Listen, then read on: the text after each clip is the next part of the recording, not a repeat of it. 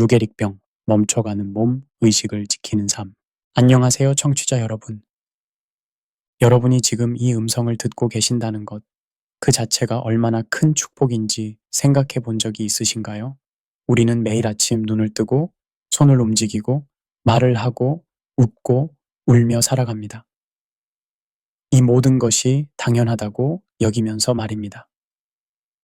하지만 세상에는 이런 당연함이 하루하루 사라져가는 사람들이 있습니다. 바로 루게릭병, 의학적으로는 근위축 측삭경화증 혹은 아미오트로픽 라테럴 스클레로시스, 줄여서 ALS를 앓고 있는 분들입니다. 이 질병은 참으로 잔혹합니다. 몸은 점점 말을 듣지 않지만 정신은 끝까지 깨어 있어야 하니까요. 마치 투명한 감옥에 갇힌 채로 바깥 세상을 바라보는 것과 같습니다. 루게릭병은 1939년 미국의 야구 선수 루 게릭이 이 병으로 은퇴하면서 널리 알려지게 되었습니다. 철인이라 불리던 그조차도 굴복시킨 이 질병은 운동신경세포의 점진적 퇴행으로 인해 근육의 마비가 진행되는 신경퇴행성 질환입니다. 여기서 약간의 냉소적 관점을 덧붙이자면 우리 사회는 건강한 사람들의 성공 스토리는 끝없이 찬양하면서도 정작 이런 절망적인 상황에서도 의미를 찾아가는 진정한 용기에 대해서는 충분히 주목하지 않는 것 같습니다. 소셜미디어에는 긍정적 사고와 할 수 있다는 마음가짐에 대한 글들이 넘쳐나지만 정작 할 수 없게 되어가는 현실을 마주한 사람들의 이야기는 외면하기 쉽습니다. 이 오디오북은 그런 현실을 정면으로 마주보고자 합니다. 루게릭병 환자분들과 그 가족들이 직면하는 냉혹한 현실, 그 속에서도 찾을 수 있는 의미와 희망, 그리고 무엇보다 실질적으로 도움이 될 수 있는 구체적인 방법들을 함께 탐구해 보겠습니다. 제1장, 질병의 본질, 운동신경세포의 배신. 루게릭병을 이해하기 위해서는 먼저 우리 몸의 운동신경계가 어떻게 작동하는지 알아야 합니다. 인간의 몸은 정말 경이로운 시스템입니다. 뇌에서 손을 움직여라는 신호를 보내면 그 신호는 척수를 통해 말초신경으로 전달되고 최종적으로 근육에 도달해서 우리가 원하는 동작을 만들어냅니다. 이 과정에서 핵심적인 역할을 하는 것이 바로 운동신경세포, 즉 운동뉴런입니다. 이들은 뇌의 대뇌피질에서 시작해서 척수까지 이어지는 상위 운동뉴런과 척수에서 근육까지 연결되는 하위 운동뉴런으로 구성됩니다. 루게릭병은 바로 이 운동뉴런들이 원인 불명의 이유로 점차 죽어가는 질병입니다. 신경병리학적으로 보면 뉴런 내부에 비정상적인 단백질이 축적되고 세포의 에너지 공급원인 미토콘드리아가 손상되며 염증 반응이 일어나면서 신경세포가 사멸하게 됩니다. 흥미롭게도 루게릭병은 운동신경만을 선택적으로 공격합니다. 감각신경, 자율신경, 그리고 인지기능을 담당하는 뇌부위는 대부분 온전하게 남아 있습니다. 이것이 바로 이 질병의 가장 잔혹한 특징입니다. 환자는 모든 것을 느끼고 생각하고 기억하지만 그것을 표현할 수 있는 수단을 점차 잃어가게 됩니다. 의학적 분류에 따르면 루게릭병은 전체 환자의 90%에서 95%를 차지하는 산발성 ALS와 나머지 5%에서 10%를 차지하는 가족성 ALS로 나뉩니다. 가족성 ALS는 특정 유전자 변이와 관련이 있는 것으로 밝혀져 있습니다. 여기서 약간의 냉소적 관점을 덧붙이자면 현대의학이 이 질병의 메커니즘을 상당 부분 밝혀냈음에도 불구하고 여전히 근본적인 치료법은 찾지 못했다는 사실입니다. 우리는 화성에 로봇을 보내고 인공지능으로 바둑을 두지만 정작 우리 몸 안에서 일어나는 이 비극은 막지 못하고 있습니다. 현재 FDA에서 승인한 ALS 치료 약물은 릴루졸과 에다라본 정도입니다. 릴루졸은 글루탐산의 독성을 줄여 신경세포 보호 효과를 내며 평균 생존 기간을 2에서 3개월 정도 연장시킵니다. 에다라본은 자유라디칼을 제거하는 항산 화제로 기능 저하 속도를 늦추는 효과가 있습니다. 하지만 솔직히 말해서 이런 치료법들은 질병의 진행을 조금 늦출 뿐 근본적인 해결책은 아닙니다. 마치 무너져가는 댐에 작은 돌멩이를 던져 넣는 것과 같습니다. 그렇다면 의학이 한계를 보이는 이 상황에서 환자와 가족들은 어떻게 대처해야 할까요? 바로 여기서 의학을 넘어선 인간적 접근의 중요성이 드러납니다. 제2장 진단의 충격과 심리적 적응 과정. 루게릭병 진단을 받는 순간은 마치 하늘이 무너지는 것과 같습니다. 대부분의 환자들은 처음에는 단순한 근육 경련이나 힘의 약화로 시작해서 여러 병원을 전전하다가 결국 이 진단을 받게 됩니다. 심리학자 엘리자베스 퀴블러 로스가 제시한 죽음에 대한 5단계 모델이 여기서도 적용됩니다. 부정, 분노, 협상, 우울, 그리고 수용의 단계를 거치게 됩니다. 부정의 단계에서 환자들은 진단이 틀렸을 거야. 다른 병원에 가보자 라며 현실을 받아들이기를 거부합니다. 이는 자연스러운 심리적 방어 기제입니다. 인간의 정신은 감당하기 어려운 현실을 한 번에 받아들이도록 설계되지 않았기 때문입니다. 분노의 단계에서는 왜 하필 나에게? 세상이 불공평해 라는 감정이 폭발합니다. 이때 가족들은 종종 환자의 분노를 개인적인 공격으로 받아들여 상처받기 쉽습니다. 하지만 이는 질병에 대한 분노가 가장 가까운 사람들에게 향하는 것일 뿐 진정한 대상은 따로 있다는 점을 이해해야 합니다. 협상 단계에서는 착하게 살면 나아질 거야. 기적이 일어날 거야 라며 초자연적인 힘이나 의학적 기적에 기대를 걸게 됩니다. 여기서 약간의 냉소적 관점을 덧붙이자면 이 시기에 각종 대체의학이나 미검증 치료법들이 환자와 가족들을 유혹하기 시작합니다. 절망적인 상황에서는 지푸라기라도 잡고 싶은 것이 인간의 본성이지만 이때 판단력이 흐려져 사기를 당하기 쉽습니다. 우울 단계는 아마도 가장 힘든 시기일 것입니다. 현실을 받아들이기 시작하면서 깊은 절망에 빠지게 됩니다. 이 시기의 우울감은 단순한 기분 저하가 아닙니다. 실존적 우울, 즉 자신의 존재 의미에 대한 근본적 의문과 마주하게 되는 것입니다. 마지막 수용 단계에 이르면 비로소 현실과 평화롭게 공존할 수 있게 됩니다. 하지만 이 수용이 체념이나 포기를 의미하는 것은 아닙니다. 오히려 주어진 상황 안에서 최선을 다하려는 의지의 표현입니다. 신경심리학 연구에 따르면 루게릭병 환자들의 인지 기능은 대부분 정상적으로 유지됩니다. 다만 일부 환자에서 전두축두엽 치매가 동반되기도 하는데 이는 전체 환자의 15% 정도에서 나타납니다. 이런 경우 언어 능력이나 사회적 판단력에 변화가 올 수 있습니다. 하지만 대부분의 환자들은 마지막까지 명석한 정신을 유지합니다. 이것이 축복일 수도 저주일 수도 있습니다. 자신에게 일어나는 모든 변화를 생생하게 의식하면서 겪어야 하기 때문입니다. 트라우마 후 성장 이론에 따르면 심각한 외상 경험 후에도 인간은 새로운 의미와 가치를 발견할 수 있습니다.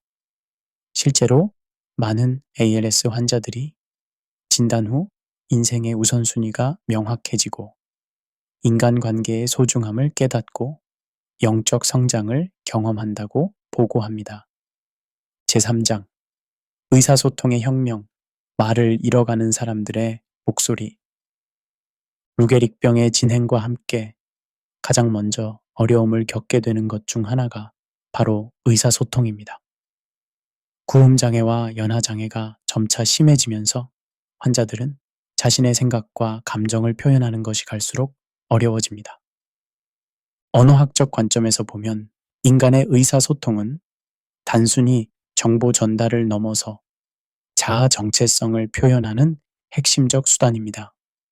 소크라테스가 너 자신을 알라고 했을 때 그 앓는 언어를 통해 표현될 때 비로소 완전해집니다. 따라서 말을 잃어간다는 것은 단순히 소통수단을 잃는 것이 아니라 존재의 일부를 잃어가는 것과 같습니다. 하지만 기술의 발전은 이런 절망적인 상황에 새로운 희망을 제시하고 있습니다. 보완대체 의사소통 기술은 음성 언어를 대신할 수 있는 다양한 방법들을 제공합니다. 가장 기본적인 형태는 문자판이나 그림카드를 이용한 시스템입니다. 환자가 손가락이나 시선으로 글자나 그림을 가리켜 의사를 표현하는 방식입니다.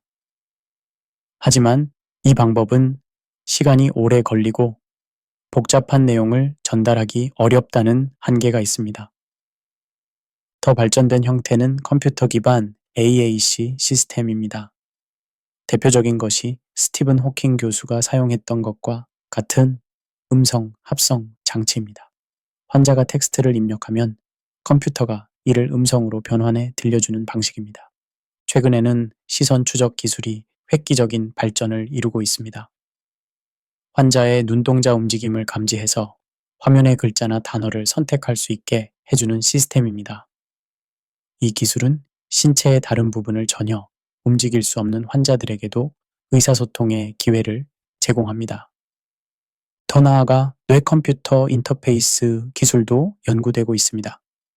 환자의 뇌파를 직접 읽어서 의도를 파악하고 이를 문자나 음성으로 변환하는 시스템입니다. 아직은 연구 단계이지만 미래에는 생각만으로도 의사소통이 가능한 시대가 올 것으로 예상됩니다.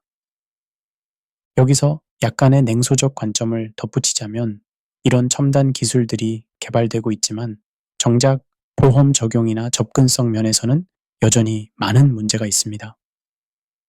고가의 장비들은 경제적 여유가 있는 일부 환자들만 이용할 수 있고 대부분의 환자들은 여전히 기본적인 방법에 의존해야 하는 것이 현실입니다. 하지만 기술적 해결책만이 전부는 아닙니다. 의사소통의 본질은 기술이 아니라 마음과 마음의 연결입니다. 가족들과 돌봄 제공자들이 환자의 비언어적 신호를 읽어내는 능력을 키우는 것도 중요합니다. 예를 들어 눈빛의 변화, 미세한 표정 변화, 손가락의 작은 움직임 등을 통해서도 충분히 소통할 수 있습니다. 중요한 것은 환자를 의사소통의 주체로 인정하고 충분한 시간과 인내심을 가지고 기다려주는 것입니다. 또한 예측적 의사소통도 도움이 됩니다. 환자의 일과나 관심사를 미리 파악해서 환자가 무엇을 원하는지 어느 정도 예측할 수 있다면 의사소통이 훨씬 수월해집니다. 음성 녹음도 중요한 준비 사항입니다. 아직 목소리가 남아있을 때 자주 사용하는 문장들이나 가족들에게 하고 싶은 말들을 미리 녹음해 두는 것입니다. 나중에 음성 합성 장치를 사용할 때 환자 본인의 목소리로 말할 수 있게 해주는 기술도 있습니다. 제4장 신체적 돌봄의 과학과 예술. 루게릭병의 진행과 함께 환자의 신체적 기능은 점차 저하됩니다. 이때 필요한 것은 단순한 간병이 아니라 과학적 근거에 기반한 체계적인 돌봄입니다. 근육 위축과 관절 구축을 방지하기 위한 물리치료는 매우 중요합니다. 능동적 운동이 어려워지면 수동적 관절 운동을 통해 관절의 가동 범위를 유지해야 합니다. 근육생리학적으로 보면 사용하지 않는 근육은 급속도로 위축되기 때문에 가능한 한 올의 근육을 사용하도록 격려해야 합니다. 하지만 여기서 주의할 점은 과도한 운동은 오히려 근육 손상을 가속화시킬 수 있다는 것입니다. 따라서 환자의 상태에 맞는 적절한 강도의 운동을 선택하는 것이 중요합니다. 호흡 관리는 생명과 직결된 문제입니다. ALS는 횡격막과 늑강은을 침범하여 호흡 기능을 점차 저하시킵니다. 폐활량 검사를 정기적으로 실시하여 호흡 기능의 변화를 모니터링해야 합니다. 비침습적 양압 항이는 초기 호흡 부전 단계에서 매우 유용합니다. 마스크를 통해 양압을 공급하여 호흡을 보조하는 방법으로 수면의 질을 개선하고 생존 기간을 연장시키는 효과가 있습니다.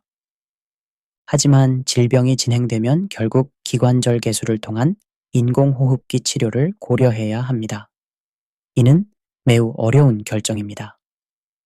생명을 연장시킬 수 있지만 동시에 환자와 가족의 삶의 질에 큰 영향을 미치기 때문입니다. 여기서 약간의 냉소적 관점을 덧붙이자면 우리 사회는 생명 연장을 무조건적인 선으로 여기는 경향이 있습니다. 하지만 정작 그 연장된 생명의 질이나 환자의 의지는 충분히 고려하지 않는 경우가 많습니다. 의료진조차도 때로는 기술적 가능성에만 매몰되어 인간적 관점을 놓치기 쉽습니다. 영양 관리도 중요한 문제입니다. 연화장애로 인해 경구 섭취가 어려워지면 위루관을 통한 영양 공급을 고려해야 합니다. 이는 흡인성 폐렴을 예방하고 적절한 영양 상태를 유지하는 데 도움이 됩니다. 욕창 예방은 침상에서 많은 시간을 보내는 환자들에게 필수적입니다. 압력 분산, 매트리스 사용, 정기적인 체위 변경, 피부 상태 점검 등이 필요합니다. 특히 뼈가 돌출된 부위인 천골부, 발 뒤꿈치, 어깨뼈 부위는 특별한 주의가 필요합니다.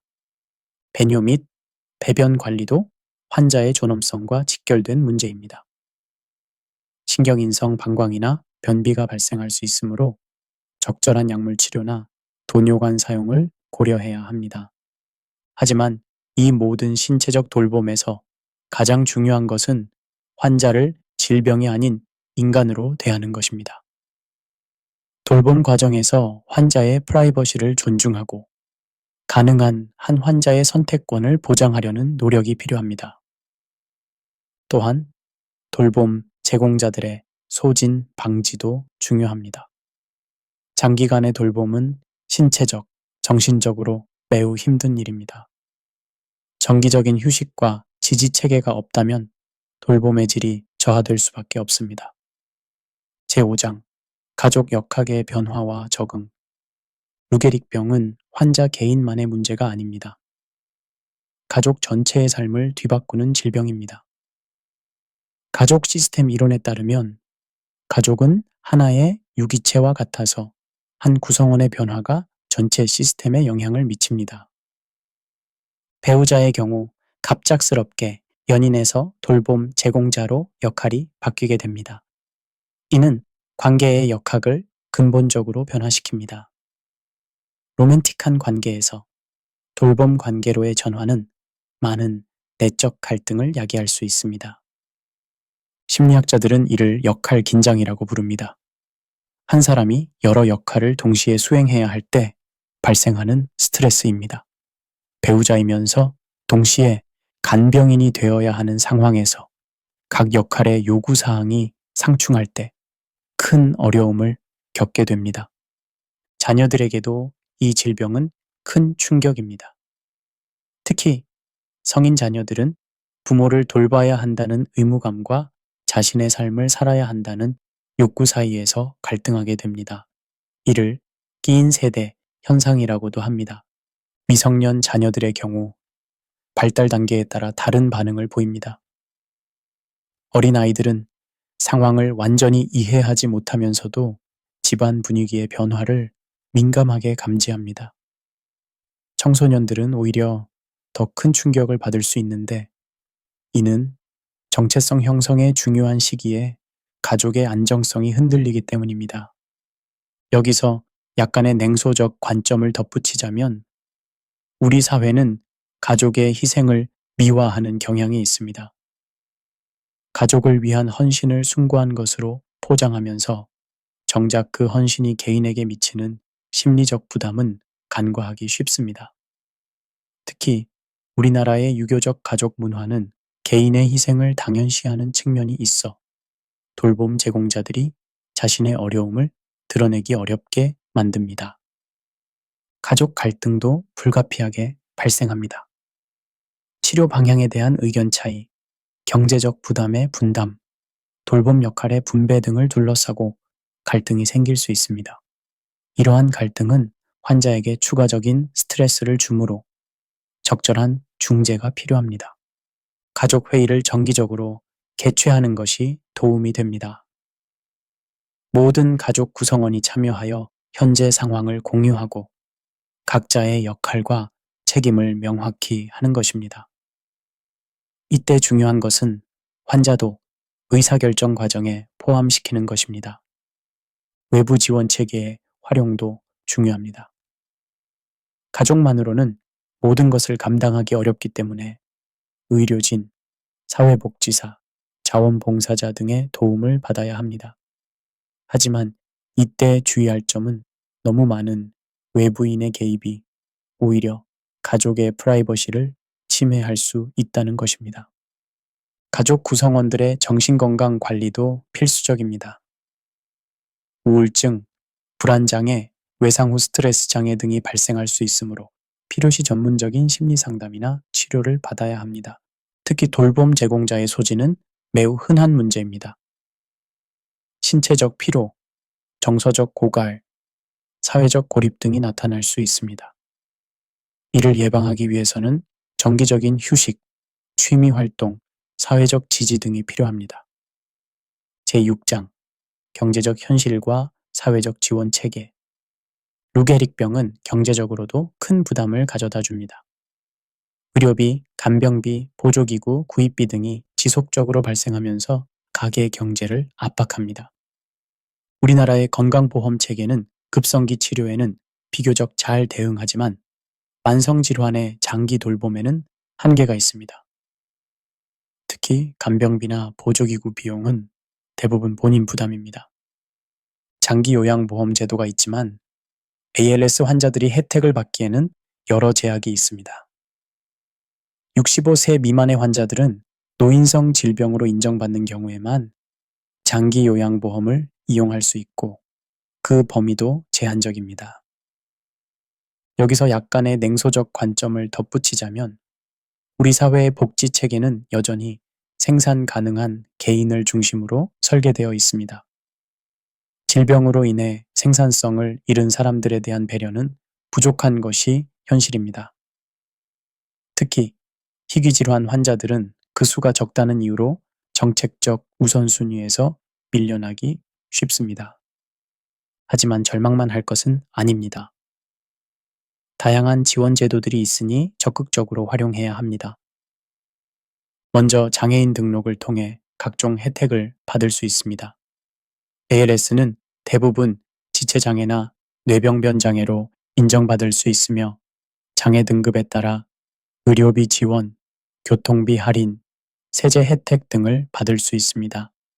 산재보험이나 국민연금의 장애연금도 해당되는 경우 신청할 수 있습니다. 특히 직업 관련 요인이 질병 발생에 영향을 미쳤다면 산재 인정을 받을 수 있는 가능성이 있습니다. 민간보험의 경우 진단비나 간병비를 지원하는 상품들이 있습니다. 하지만 대부분 질병 발생 이전에 가입해야 하므로 건강할 때 미리 준비하는 것이 중요합니다. 의료진과의 긴밀한 협력을 통해 의료비를 절약하는 방법도 있습니다. 불필요한 검사나 시술을 피하고 제네릭 의약품을 활용하며 재택 의료 서비스를 이용하는 것 등입니다. 가족 내 역할 분담을 통해 간병비를 절약하는 것도 방법입니다. 모든 것을 전문 간병인에게 맡기기보다는 가족이 할 수 있는 부분은 직접 하고 전문적인 부분만 외부 도움을 받는 것입니다. 크라우드 펀딩이나 후원금 모집도 고려해 볼 수 있습니다. 최근에는 온라인 플랫폼을 통해 비교적 쉽게 후원을 받을 수 있게 되었습니다. 하지만 이때 투명한 사용 내역 공개와 적절한 감사 표현이 중요합니다. 무엇보다 중요한 것은 미리 계획을 세우는 것입니다. 질병이 진행됨에 따라 어떤 비용들이 발생할지 예상하고 이에 대비한 재정 계획을 수립해야 합니다. 제7장 영적 돌봄과 실존적 의미 탐구. 루게릭병과 같은 난치성 질환을 마주했을 때 많은 사람들이 영적인 질문들과 마주하게 됩니다. 왜 내게 이런 일이? 인생의 의미는 무엇인가? 죽음 이후에는 무엇이 있을까? 같은 근본적인 질문들입니다. 빅터 프랭클의 로고테라피에 따르면 인간은 의미를 추구하는 존재입니다. 그는 나치 수용소에서의 경험을 통해 인생의 모든 것을 빼앗길 수 있지만 마지막 한 가지, 어떤 상황에서든 자신의 태도를 선택할 자유만은 빼앗을 수 없다고 말했습니다. ALS 환자들에게 이 말은 특별한 의미를 갖습니다. 몸의 자유를 잃어가더라도 자신이 어떤 태도로 이 상황을 받아들일지는 여전히 선택할 수 있기 때문입니다. 종교적 신앙이 있는 사람들은 이 시기에 신앙이 더욱 깊어지기도 하고 반대로 신에 대한 원망이나 회의를 품기도 합니다. 이는 모두 자연스러운 반응입니다. 욥기에서 보듯이 고난 앞에서 신에게 질문하고 때로는 원망하는 것조차도 신앙의 한 과정일 수 있습니다. 여기서 약간의 냉소적 관점을 덧붙이자면 일부 종교인들이나 영성 지도자들이 질병도 하나님의 뜻이라며 성급한 위로를 건네는 경우가 있습니다. 하지만 이런 말들은 오히려 환자에게 상처가 될 수 있습니다. 진정한 영적 돌봄은 쉬운 답을 제시하는 것이 아니라 함께 질문하고 동행하는 것입니다.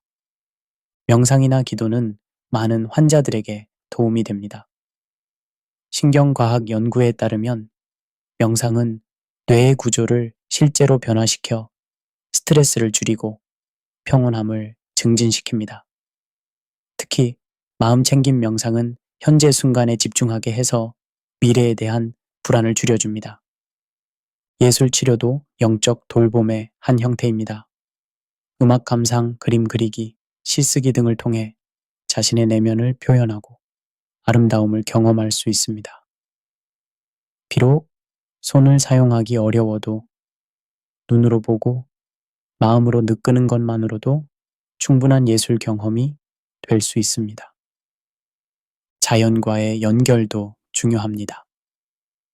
창밖의 풍경을 바라보거나 정원의 꽃을 감상하거나 새소리를 듣는 것만으로도 영적인 위안을 얻을 수 있습니다. 환경심리학 연구에 따르면 자연 환경은 인간의 스트레스를 줄이고 치유력을 증진시킵니다. 유산 남기기도 의미 있는 작업입니다. 자신의 인생 이야기를 녹음하거나 글로 남기고 가족들에게 전하고 싶은 메시지를 정리하는 것입니다. 이는 자신의 존재가 사라진 후에도 계속될 무언가를 남긴다는 의미에서 위안이 됩니다. 하지만 가장 중요한 영적 돌봄은 인간적 연결입니다. 가족, 친구, 의료진, 영성 지도자들과의 진정한 만남을 통해 서로의 존재를 확인하고 사랑을 나누는 것입니다. 제8장 죽음과 존엄 그리고 선택의 자유. 루게릭병이라는 진단을 받으면 환자와 가족은 피할 수 없이 죽음에 대해 생각하게 됩니다. 이는 두려운 주제이지만 동시에 삶의 질과 존엄성에 대한 중요한 질문들을 제기합니다. 의료윤리학에서는 환자의 자율성을 매우 중요하게 여깁니다. 환자는 자신의 치료에 대해 결정할 권리가 있으며 이는 생명 연장 치료를 거부할 권리도 포함합니다.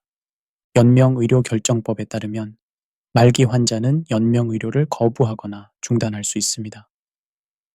하지만 ALS의 경우 진행 과정에서 의사결정 능력이 제한될 수 있으므로 미리 사전 연명 의료의향서를 작성해 두는 것이 중요합니다. 여기서 약간의 냉소적 관점을 덧붙이자면 우리 사회는 생명 존중을 내세우면서도 정작 존엄한 죽음에 대해서는 금기시하는 경향이 있습니다. 죽음을 자연스러운 과정으로 받아들이기보다는 무조건 피해야 할 악으로 여기는 것입니다. 호스피스 완화 의료는 이런 상황에서 매우 중요한 대안입니다. 완치를 목표로 하는 적극적 치료에서 벗어나 환자의 편안함과 삶의 질을 우선시하는 접근법입니다. 완화 의료의 핵심은 증상 완화입니다. 통증, 호흡 곤란, 불안, 우울 등을 적극적으로 관리하여 환자가 가능한 한 편안하게 지낼 수 있도록 돕습니다. 이는 단순히 약물 치료만을 의미하는 것이 아니라 심리사회적, 영적 지지도 포함합니다. 가정 호스피스는 환자가 익숙한 환경에서 가족과 함께 마지막 시간을 보낼 수 있게 해줍니다. 연구에 따르면 가정에서 임종을 맞는 환자들의 삶의 질이 병원에서보다 높다고 보고됩니다. 하지만 가정 호스피스가 항상 가능한 것은 아닙니다. 가족의 돌봄 능력, 주거 환경, 경제적 상황 등을 종합적으로 고려해야 합니다. 일부 국가에서는 의사 조력 자살이나 안락사가 합법화되어 있지만 우리나라에서는 아직 법적으로 허용되지 않습니다. 이는 매우 복잡하고 민감한 문제로 의학적, 윤리적, 법적, 종교적 관점에서 다양한 논의가 필요합니다. 중요한 것은 환자의 선택을 존중하되 그 선택이 충분한 정보에 기반한 것인지, 외부 압력에 의한 것은 아닌지 신중히 살펴보는 것입니다. 사별 준비도 중요합니다. 환자뿐만 아니라 가족들도 다가올 죽음에 대해 심리적으로 준비할 시간이 필요합니다. 미리 장례식에 대해 의논하고 유언을 작성하고 마지막 인사를 나누는 것은 슬프지만 필요한 과정입니다. 그리스 민주주의의 아버지라 불리는 페리클레스는 우리가 두려워해야 할 것은 죽음 자체가 아니라 의미 없는 삶이라고 했습니다. ALS 환자들에게도 이 말이 적용될 수 있습니다. 남은 시간이 얼마든지 그 시간을 어떻게 의미 있게 보낼 것인지가 더 중요할 수 있습니다. 제9장 의료진과의 협력과 의료 시스템 내비게이션. 루게릭병 환자의 치료에는 다양한 전문가들이 참여합니다. 신경과 의사, 재활의학과 의사, 호흡기내과 의사, 물리치료사, 작업치료사, 언어치료사, 영양사, 사회복지사 등이 팀을 이루어 환자를 돌봅니다.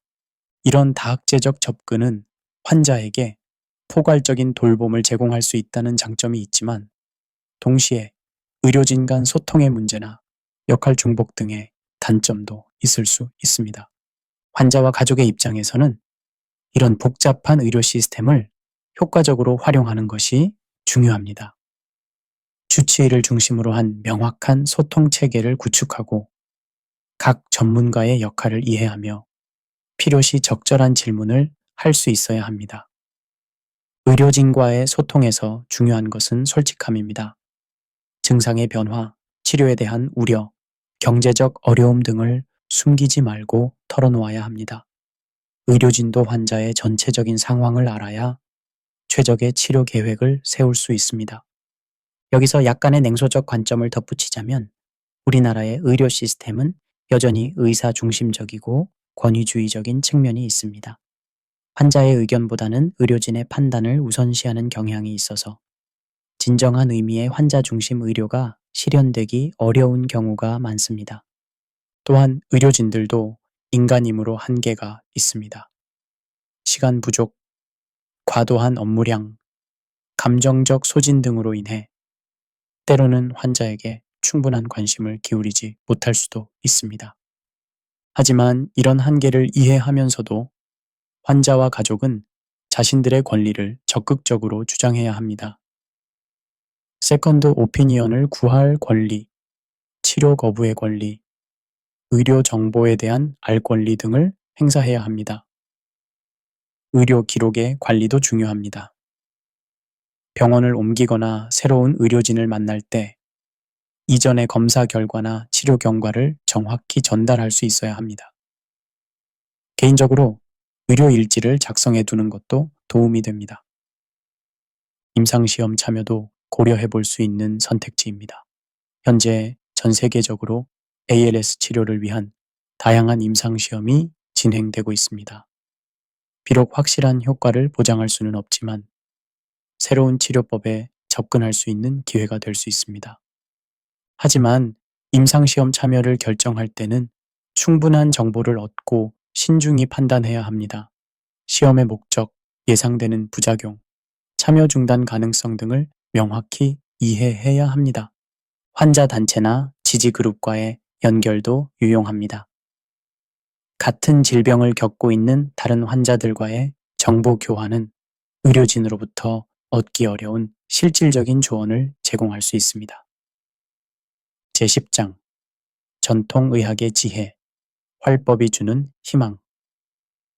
현대의학이 루게릭병에 대한 근본적인 해답을 제시하지 못하는 상황에서 우리는 전통의학의 지혜를 되돌아볼 필요가 있습니다. 그 중에서도 활법은 ALS 환자들에게 새로운 희망을 제시할 수 있는 전통 치료법입니다. 활법은 말 그대로 살리는 방법이라는 뜻으로 우리나라 전통의학에서 발달한 수기요법입니다. 이는 단순한 마사지나 물리치료와는 차원이 다른 인체의 기혈 순환을 개선하고 자연 치유력을 극대화하는 종합적인 치료 체계입니다. 활법의 철학적 배경은 동양의학의 핵심 개념인 기와 혈의 순환 이론에 바탕을 둡니다. 인체를 하나의 유기적 시스템으로 보고 질병을 기혈 순환의 장애로 파악하는 관점입니다. 이는 현대의학이 질병을 국소적이고 기계적으로 접근하는 것과는 대조적인 전인적 접근법입니다. 루게릭병과 관련해서 활법이 주목받는 이유는 여러 가지가 있습니다. 첫째, 활법은 근육과 신경의 기능을 활성화시키는데 탁월한 효과가 있습니다. 특정한 수기법을 통해 근육의 긴장을 완화하고 혈액순환을 개선하며 신경 전달 기능을 향상시킬 수 있습니다. 여기서 약간의 냉소적 관점을 덧붙이자면 현대의학계는 여전히 전통의학에 대해 편견을 가지고 있는 경우가 많습니다. 과학적 근거가 부족하다는 이유로 배척하면서도 정작 자신들도 ALS에 대한 명확한 해답을 제시하지 못하고 있는 것이 현실입니다. 하지만 수천 년간 축적된 경험과 지혜를 무작정 외면하는 것은 현명하지 않습니다. 활법의 구체적인 적용 방법을 살펴보면 먼저 환자의 전체적인 상태를 진단합니다. 이는 단순히 증상만을 보는 것이 아니라 맥진, 망진, 문진을 통해 환자의 기혈 상태, 장부 기능, 체질적 특성 등을 종합적으로 파악하는 과정입니다. 진단이 완료되면 환자의 상태에 맞는 맞춤형 활법을 적용합니다. 이는 크게 몇 가지 단계로 나뉩니다. 첫 번째는 전신의 기혈순환을 개선하는 기본 수기법입니다. 척추를 중심으로 한 정렬 교정, 주요 혈자리의 자극, 근막 이완 등을 통해 전체적인 순환을 향상시킵니다. 두 번째는 특정 부위에 대한 집중적인 치료입니다. ALS 환자의 경우 운동신경 기능 저하가 주요 문제이므로 뇌와 척수를 연결하는 경로상의 주요 혈자리들에 대한 집중적인 자극을 가합니다. 이를 통해 신경 전달 기능을 활성화하고 근육의 위축을 방지하려고 노력합니다. 세 번째는 환자의 자율신경계 균형을 맞추는 것입니다. ALS 환자들은 질병 자체의 스트레스와 함께 자율신경계의 불균형을 겪는 경우가 많습니다. 활법은 교감신경과 부교감신경의 균형을 맞춰 전체적인 컨디션 개선에 도움을 줄 수 있습니다. 최근의 연구들을 보면 활법의 효과에 대한 과학적 근거들이 점차 축적되고 있습니다. 신경과학 연구에 따르면 적절한 물리적 자극은 신경가소성을 촉진하여 손상된 신경회로의 재구성을 도울 수 있다고 합니다. 또한 혈액순환 개선은 산소와 영양분의 공급을 증가시켜 신경세포의 생존력을 높일 수 있습니다. 물론 활법이 루게릭병을 완치시킬 수 있다고 주장하는 것은 아닙니다. 하지만 질병의 진행을 늦추고 증상을 완화하며 전반적인 삶의 질을 개선하는 데는 분명한 도움이 될 수 있습니다. 특히 약물 치료의 한계가 명확한 상황에서 활법은 환자들에게 새로운 선택지를 제공할 수 있습니다. 실제로 활법 치료를 받은 ALS 환자들 중에서는 근력 저하 속도가 느려지거나 연하 기능이 개선되거나 전반적인 컨디션이 좋아지는 경우들이 보고되고 있습니다. 물론 이런 효과는 개인차가 있으며 질병의 진행 단계나 환자의 체질적 특성에 따라 달라질 수 있습니다. 활법 치료를 고려할 때 주의해야 할 점들도 있습니다. 먼저 충분한 경험과 실력을 갖춘 전문가를 찾는 것이 중요합니다. 활법은 단순한 기술이 아니라 오랜 경험과 깊은 이해가 필요한 전문 분야이기 때문입니다. 또한 기존의 의학적 치료와 병행하는 것이 바람직합니다. 활법은 현대 의학을 대체하는 것이 아니라 보완하는 역할을 해야 합니다. 정기적인 의학적 검진과 모니터링은 계속 받으면서 추가적인 도움으로 활법을 활용하는 것이 현명한 접근법입니다. 환자와 가족들이 활법에 대해 과도한 기대를 갖지 않는 것도 중요합니다. 활법은 분명히 도움이 될 수 있지만 기적적인 완치를 기대해서는 안 됩니다. 현실적인 목표를 설정하고 점진적인 개선을 추구하는 자세가 필요합니다. 활법 치료를 받을 때는 환자의 컨디션을 면밀히 관찰해야 합니다. 치료 후 증상의 변화, 컨디션의 개선 여부, 부작용의 발생 등을 꼼꼼히 기록하고 이를 바탕으로 치료 계획을 조정해 나가야 합니다. 무엇보다 중요한 것은 활법이 단순한 치료 기술을 넘어서 하나의 생활 철학이라는 점입니다. 활법의 활자는 살린다는 뜻이지만 동시에 활발하게 살아간다는 의미도 담고 있습니다. 즉, 활법은 질병을 치료하는 것뿐만 아니라 삶을 더욱 생동감 있게 만드는 것을 목표로 합니다. 이런 철학적 접근은 ALS 환자들에게 특별한 의미를 갖습니다. 몸이 점점 움직이지 않는 상황에서도 생명력을 끌어올리고 삶의 의지를 북돋우는 것은 매우 중요하기 때문입니다. 활법은 이런 정신적, 심리적 효과까지 함께 추구합니다.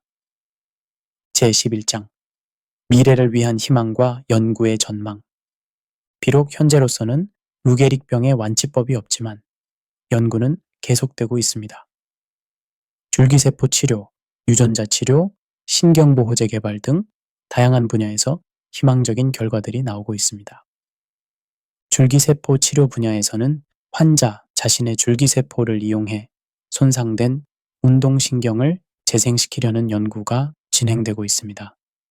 아직 초기 단계이지만 일부 환자에서 기능 개선이 관찰되고 있어 기대를 모으고 있습니다.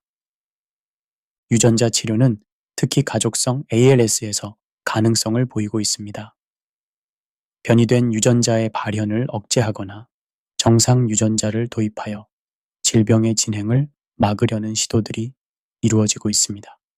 인공지능과 빅데이터 기술의 발전도 ALS 연구에 새로운 가능성을 열어주고 있습니다. 대량의 의료 데이터를 분석하여 질병의 패턴을 찾아내고 개인별 맞춤 치료법을 개발하는 연구가 활발합니다. 뇌컴퓨터 인터페이스 기술의 발전은 환자들의 삶의 질 개선에 직접적인 도움이 될 것으로 예상됩니다. 생각만으로 컴퓨터를 조작하고 의사소통을 하며 심지어 로봇 팔을 움직일 수 있는 기술이 개발되고 있습니다. 여기서 약간의 냉소적 관점을 덧붙이자면 이런 첨단 기술들이 개발되더라도 실제 환자들이 혜택을 받기까지는 오랜 시간이 걸릴 수 있습니다. 연구실에서 실험실로, 실험실에서 임상으로, 임상에서 실제 치료로 이어지는 과정은 매우 복잡하고 비용이 많이 듭니다. 또한 이런 기술들이 모든 환자에게 동등하게 접근 가능할지도 의문입니다.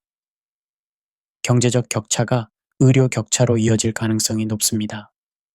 하지만 그럼에도 불구하고 희망을 잃어서는 안 됩니다. 과학의 역사를 보면 불치병으로 여겨졌던 많은 질병들이 결국 정복되었습니다.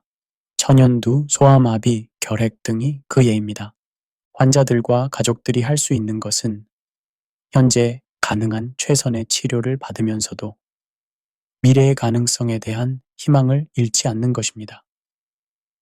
동시에 연구에 적극적으로 참여하여 미래의 환자들을 위한 길을 닦는 것도 의미 있는 일입니다. 환자 등록 연구, 조직 기증, 임상시험 참여 등을 통해 연구 발전에 기여할 수 있습니다. 이는 단순히 자신을 위한 것이 아니라 인류 전체를 위한 공헌이 될 수 있습니다. 또한 사회적 인식 개선을 위한 노력도 중요합니다. ALS에 대한 사회의 이해를 높이고 환자들의 권익을 보호하며 연구 지원을 확대하기 위한 목소리를 내는 것입니다. 스티븐 호킹 교수는 ALS 진단을 받은 후 50년 이상을 살며 놀라운 업적을 남겼습니다. 그의 예는 질병이 인생의 끝을 의미하지 않는다는 것을 보여줍니다. 오히려 주어진 조건 안에서 어떻게 의미 있는 삶을 살 것인지가 더 중요할 수 있습니다. 결론. 멈춰가는 몸. 그러나 계속되는 삶의 의미. 지금까지 우리는 루게릭병이라는 무거운 주제를 다각도로 살펴보았습니다. 의학적 사실부터 심리적 대응, 사회적 지원, 영적 돌봄까지 이 질병이 가져다주는 복합적인 도전들을 함께 탐구했습니다. 이 모든 논의를 통해 한 가지 분명해진 것은 루게릭병은 단순히 의학적 문제가 아니라는 것입니다. 그것은 인간 존재의 근본적인 질문들과 마주하게 하는 철학적 과제이기도 합니다. 왜 살아야 하는가? 고통 속에서도 의미를 찾을 수 있는가? 죽음을 앞두고도 희망을 가질 수 있는가? 이런 질문들은 ALS 환자들만의 것이 아닙니다. 우리 모두가 언젠가는 마주해야 할 실존적 질문들입니다. 여기서 약간의 냉소적 관점을 덧붙이자면 우리 사회는 건강하고 성공한 사람들의 이야기는 끝없이 찬양하면서도 정작 질병과 고통 속에서도 존엄을 지키려는 사람들의 이야기에는 충분히 귀 기울이지 않는 것 같습니다. 하지만 진정한 인간의 위대함은 모든 것이 완벽할 때가 아니라 불완전하고 어려운 상황에서도 의미를 찾아가는 그 과정에서 드러나는 것이 아닐까요? 루게릭병 환자들과 그 가족들의 이야기는 우리에게 중요한 메시지를 전해줍니다. 삶의 가치는 우리가 무엇을 할 수 있느냐가 아니라 우리가 어떤 존재인가에 달려 있다는 것입니다. 몸이 멈춰가도 사랑하는 마음은 멈추지 않습니다. 말을 할 수 없어도 마음의 소통은 계속됩니다. 움직일 수 없어도 다른 사람의 삶에 미치는 영향은 여전히 크고 깊습니다. 과학기술의 발전으로 언젠가는 이 질병도 정복될 날이 올 것입니다. 하지만 그때까지 우리가 해야 할 일은 현재를 살아가는 분들에게 최선의 돌봄과 사랑을 제공하는 것입니다. 의료진은 더 나은 치료법을 개발하고 가족들은 변함없는 사랑으로 돌보며 사회는 더 나은 지원 체계를 만들어 가야 합니다. 그리고 우리 모두는 이런 어려움을 겪는 분들의 존재와 투쟁에 경의를 표하며 그들로부터 삶의 진정한 의미를 배워야 합니다. 성경 로마서 8장 38절과 39절에서는 이렇게 말합니다. 내가 확신하노니 사망이나 생명이나 천사들이나 권세자들이나 현재 일이나 장래 일이나 능력이나 높음이나 기품이나 다른 어떤 피조물이라도 우리를 우리 주 그리스도 예수 안에 있는 하나님의 사랑에서 끊을 수 없으리라. 루게릭병이라는 질병도 몸의 한계도 심지어 죽음조차도 사랑의 힘을 이길 수는 없습니다. 그 사랑이 환자를 지탱하고 가족을 하나로 묶으며 우리 모두를 더 깊은 인간애로 이끕니다. 오늘 이 오디오북을 들어주신 모든 분들께 감사드립니다. 여러분의 관심과 사랑이 어려움을 겪고 있는 분들에게 큰 힘이 될 것입니다. 더 많은 사람들이 이런 이야기를 들을 수 있도록 구독과 공유를 부탁드립니다. 함께 만들어가는 따뜻한 세상에서 또 만나 뵙겠습니다. 감사합니다.